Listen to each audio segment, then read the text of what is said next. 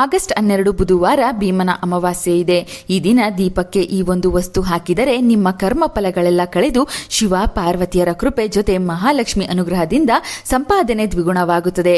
ಈ ದಿನ ಪತಿಯ ಆಯಸ್ಸು ಆರೋಗ್ಯ ಗಟ್ಟಿಯಾಗಿರಲು, ಪತಿ ಬೇಗ ಶ್ರೀಮಂತನಾಗಲು ಯಾವ ಕೆಲಸಗಳನ್ನು ತಪ್ಪದೆ ಮಾಡಬೇಕು. ವ್ರತಕತೆ ಏನೆಂದು ಈಗ ತಿಳಿಯೋಣ. ಈ ವರ್ಷ ಭೀಮನ ಅಮಾವಾಸ್ಯೆಯು ಪಂಚಾಂಗದ ಪ್ರಕಾರ ಅಮಾವಾಸ್ಯೆ ತಿಥಿ ಆಗಸ್ಟ್ 12 ಬೆಳಿಗ್ಗಿನ ಜಾವ 1:53ಕ್ಕೆ ಆರಂಭವಾಗಿ ಅದೇ ದಿನ ರಾತ್ರಿ 11:06ಕ್ಕೆ ಮುಕ್ತಾಯವಾಗುತ್ತದೆ. ಆಗಸ್ಟ್ 12ಕ್ಕೆ ಭೀಮನ ಅಮಾವಾಸ್ಯೆ ಆಚರಿಸಬೇಕು. ಬುಧವಾರ ಬೆಳಿಗ್ಗೆ ಅಥವಾ ಸಂಜೆ ಪತಿಯ ಪೂಜೆ ಮಾಡಬಹುದು. ಪತಿಯ ಆಯಸ್ಸು, ಕುಟುಂಬದ ಶ್ರೇಯಸ್ಸಿಗಾಗಿ ಪ್ರತಿ ಸ್ತ್ರೀಯರು ಈ ವ್ರತ ಮಾಡಲು ವರ್ಷಗಳಿಂದಲೇ ಕಾದಿರುತ್ತಾರೆ. ಮದುವೆ ಆದ ಸ್ತ್ರೀಯರು ಭೀಮನ ಅಮಾವಾಸ್ಯೆ ವ್ರತಾಚರಣೆ ಮಾಡಿದರೆ ಗಂಡನಿಗೆ ಅದೃಷ್ಟದ ಜೊತೆ ದಾಂಪತ್ಯ ಜೀವನದಲ್ಲಿ ಸುಖ, ಸಂತೋಷ, ಅದೃಷ್ಟ ಕೂಡ ಕೂಡಿ ಬರುತ್ತದೆ. ಮದುವೆ ಭಾಗ್ಯ ಕೂಡಿ ಬರಲು ಈ ವ್ರತ ಆಚರಿಸಿದರೆ ಉತ್ತಮ ಗುಣವುಳ್ಳ ಪತಿ ಸಿಗುತ್ತಾನೆ. ಈ ವ್ರತದ ಹಿಂದಿನ ಭಾವ ಸರಳ ಮತ್ತು ಆಳವಾದದ್ದು. ಪತಿಯ ದೀರ್ಘಾಯುಷ್ಯ ಮತ್ತು ಸೌಭಾಗ್ಯ. ಮದುವೆಯಾದ ಹೆಂಗಸರು ಸಾಮಾನ್ಯವಾಗಿ ಮದುವೆಯ ನಂತರ 9 ವರ್ಷ ಈ ವ್ರತವನ್ನು ತಪ್ಪದೆ ಆಚರಿಸುತ್ತಾರೆ. ಅವಿವಾಹಿತ ಹುಡುಗಿಯರು ಒಳ್ಳೆಯ ಗಂಡ ಸಿಗಲಿ ಎಂದು ಪ್ರಾರ್ಥಿಸುತ್ತಾರೆ. ಶಿವ ಪಾರ್ವತಿಯರ ಆದರ್ಶ ದಾಂಪತ್ಯವೇ ಇಲ್ಲಿ ಪೂಜೆಯ ಕೇಂದ್ರ. ಈ ದಿನ ಬೆಳಗುವ 2 ದೀಪಗಳಲ್ಲಿ ಒಂದು ಶಿವನನ್ನು ಮತ್ತೊಂದು ಪಾರ್ವತಿಯನ್ನು ಪ್ರತಿನಿಧಿಸುತ್ತದೆ. ಆಷಾಢ ಮಾಸದ ಆರಂಭದಲ್ಲಿ ಗಂಡನ ಮನೆಯಿಂದ ತವರು ಮನೆಗೆ ಹೋದ ಹೆಣ್ಣು ಮಕ್ಕಳು ಈ ದಿನ ಮತ್ತೆ ಗಂಡನ ಮನೆಗೆ ವಾಪಸ್ಸಾಗಿ ಭೀಮನ ಅಮಾವಾಸ್ಯೆ ವ್ರತವನ್ನು ಆಚರಿಸಿ ಜೀವನವನ್ನು ಮತ್ತೆ ಆರಂಭಿಸುತ್ತಾರೆ.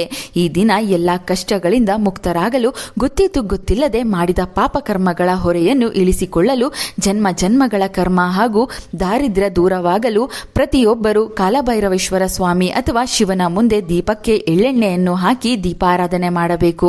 ಇದರಿಂದ ಕರ್ಮಗಳ ಹೊರೆ ಕಡಿಮೆಯಾಗಿ ಅದೃಷ್ಟ ಕೂಡಿ ಬರುತ್ತದೆ.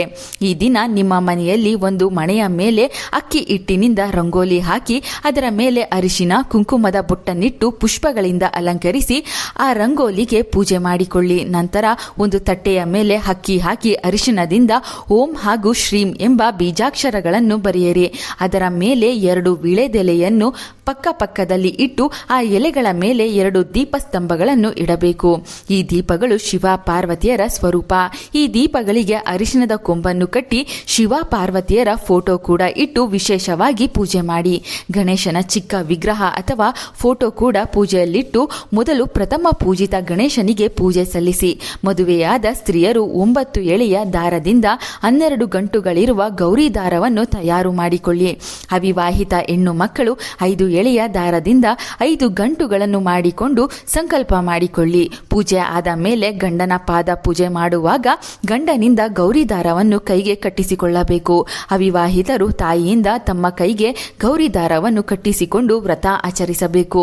ದೀಪಗಳಿಗೆ ಶಿವ ಪಾರ್ವತಿಯರ ಆವಾಹನೆ ಮಾಡಿ ಸಂಕಲ್ಪ ಮಾಡಿಕೊಂಡು ನೈವೇದ್ಯ, ಹೂವು, ಹಣ್ಣು, ಧೂಪಗಳಿಂದ ಶಿವ ಅಷ್ಟೋತ್ತರ, ಗೌರಿ ಅಷ್ಟೋತ್ತರ ಹೇಳಿಕೊಂಡು ಪೂಜೆ ಮಾಡಿ. ಈ ಭೀಮನ ಅಮಾವಾಸ್ಯೆಯು ಗೌರಿ ದೇವಿಯ ಜೊತೆಗೆ ಮಹಾಲಕ್ಷ್ಮೀ ದೇವಿಗೂ ತುಂಬಾ ಇಷ್ಟ. ಆದ್ದರಿಂದ ತುಪ್ಪದ ದೀಪಗಳನ್ನು ಈ ದಿನ ಮನೆಯಲ್ಲಿ ಬೆಳಗಿಸಿ ಲಕ್ಷ್ಮಿ ಅಷ್ಟೋತ್ತರ ಪಾರಾಯಣ ಮಾಡಿ. ಮಹಾಲಕ್ಷ್ಮೀ ದೇವಿ ಅನುಗ್ರಹಕ್ಕಾಗಿ ಗೋಮಾತೆಯ ಪೂಜೆ ಮಾಡಿ. ಬೆಳಿಗ್ಗೆ ಗಂಡನ ಪಾದದ ಪೂಜೆ ಮಾಡುತ್ತಾ ಶಿವ ಪಾರ್ವತಿಯರ ಪೂಜೆಗಳು ಮುಗಿದ ಮೇಲೆ ಸಂಜೆ ಸಮಯದಲ್ಲಿ ಸ್ತ್ರೀಯರು ಒಂದು ದೀಪವನ್ನು ಕೈನಲ್ಲಿ ಹಿಡಿದು ಆ ದೀಪವನ್ನು ಅಷ್ಟಲಕ್ಷ್ಮಿಯರ ಸ್ವರೂಪವಾಗಿ ಭಾವಿಸಿ ಮನೆಯ ಎಲ್ಲಾ ಕೋಣೆಗಳಲ್ಲಿಯೂ ಓಡಾಡಬೇಕು. ಆ ದೀಪದ ಬೆಳಕು ಎಲ್ಲಾ ಕೋಣೆಗೆ ಪ್ರಸರಿಸುವ ಹಾಗೆ ಮಹಾಲಕ್ಷ್ಮೀ ದೇವಿಯ ಅನುಗ್ರಹ ಕೂಡ ಪ್ರಾಪ್ತಿಯಾಗುತ್ತದೆ. ಮನೆಯಲ್ಲಿನ ಹಣಕಾಸು, ಆರೋಗ್ಯ, ಉದ್ಯೋಗ, ವ್ಯಾಪಾರದ ಸಮಸ್ಯೆಗಳು ಶೀಘ್ರವಾಗಿ ದೂರವಾಗುತ್ತದೆ. ಭೀಮನ ಅಮಾವಾಸ್ಯೆ ದಿನ ಶಿವ ಪಾರ್ವತಿಯರ ಪ್ರೀತಿಗೋಸ್ಕರ ಸಿಹಿ ನೈವೇದ್ಯಗಳನ್ನು ಮಾಡಿ ಗಂಡ ಹೆಂಡತಿ ನಡುವೆ ಮನಸ್ತಾಪಗಳಿದ್ದರೆ ಮರೆಯದೆ ಶಿವನ ದೇಗುಲಕ್ಕೆ ಹೋಗಿ ಶಿವದರ್ಶನ ಮಾಡುತ್ತಾ ಸಂಸಾರ ಸರಿ ಆಗುವಂತೆ ಬೇಡಿಕೊಳ್ಳಿ. ಒಬ್ಬ ಅರಸ ತನ್ನ ಮಗ ತೀರಿಕೊಂಡರೂ ಮುಹೂರ್ತ ನಿಗದಿಯಾಗಿದ್ದ ಮದುವೆಯನ್ನು ರದ್ದು ಮಾಡಲಾಗದೆ ಮೃತ ರಾಜಕುಮಾರನಿಗೆ ಮದುವೆ ಮಾಡಲು ನಿರ್ಧರಿಸುತ್ತಾನೆ. ಒಬ್ಬ ಬಡ ಬ್ರಾಹ್ಮಣ ತನ್ನ ಮಗಳನ್ನು ಕೊಟ್ಟು ಮದುವೆ ನೆರವೇರುತ್ತದೆ. ಮದುವೆಯಾದ ಮೇಲೆ ಮೃತದೇಹವನ್ನು ದಹನ ಮಾಡಲು ಸಿದ್ಧತೆ ನಡೆಯುತ್ತಿರುವಾಗ ಗುಡುಗು ಸಿಡಿಲಿನ ಧಾರಾಕಾರ ಮಳೆ ಬರುತ್ತದೆ.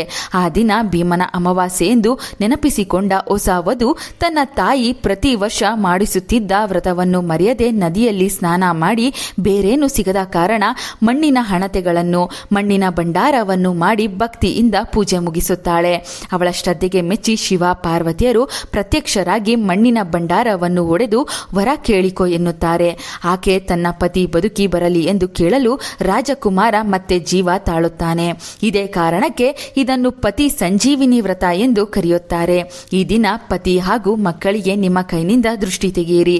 ಅಮಾವಾಸ್ಯೆ ಇರುವ ಕಾರಣ ಮನೆಯಲ್ಲಿನ ಎಲ್ಲ ನಕಾರಾತ್ಮಕ ಶಕ್ತಿಯನ್ನು ಹೊರಹಾಕಲು ಮನೆ ಬಾಗಿಲಿನ ಮುಂದೆ ಕುಂಬಳಕಾಯಿ ದೀಪಾರಾಧನೆ ಮಾಡಿ ಅಕ್ಕಿ, ಬೆಲ್ಲ, ಕಪ್ಪು ಎಳ್ಳನ್ನು ದೇವರ ಮುಂದೆ ಇಟ್ಟು ಪೂಜೆ ಮಾಡಿ ಬಡವರಿಗೆ ದಾನವಾಗಿ. ಜಾತಕದಲ್ಲಿನ ನವಗ್ರಹ ದೋಷಗಳು ದೂರವಾಗಲು ಈ ದಿನದಂದು ನವಗ್ರಹ ಸ್ತೋತ್ರ ಪಾರಾಯಣ ಮಾಡಿ ಕುಟುಂಬ ಸಮೇತರಾಗಿ ಮನೆಗೆ ಸಮೀಪವಿರುವ ಗ್ರಾಮ ದೇವತೆಯ ಆಲಯಕ್ಕೆ ಹೋಗಿ ಕುಂಕುಮವನ್ನು ಮನೆಗೆ ತನ್ನಿ.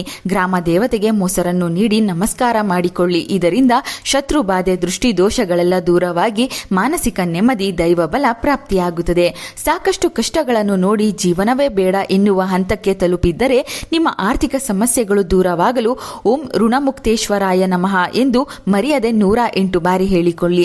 ಜೊತೆಗೆ ಶಿವನೇ ನೇಮಿಸಿರುವ ಜಗತ್ತಿಗೆ ಐಶ್ವರ್ಯ ಕೊಡುವ ಕುಬೇರನನ್ನು ಸ್ಮರಿಸಿಕೊಳ್ಳಿ. ಸತ್ಯ ಮಾರ್ಗದಲ್ಲಿ ಹಣ ಸಂಪಾದಿಸುವ ಮಾರ್ಗಗಳನ್ನು ತೋರಿಸು ಎಂದು ಭಕ್ತಿಯಿಂದ ನಿಮ್ಮ ಇಷ್ಟ ದೇವರಿಗೆ ಕೈಮುಗಿದು ಬೇಡಿಕೊಳ್ಳಿ.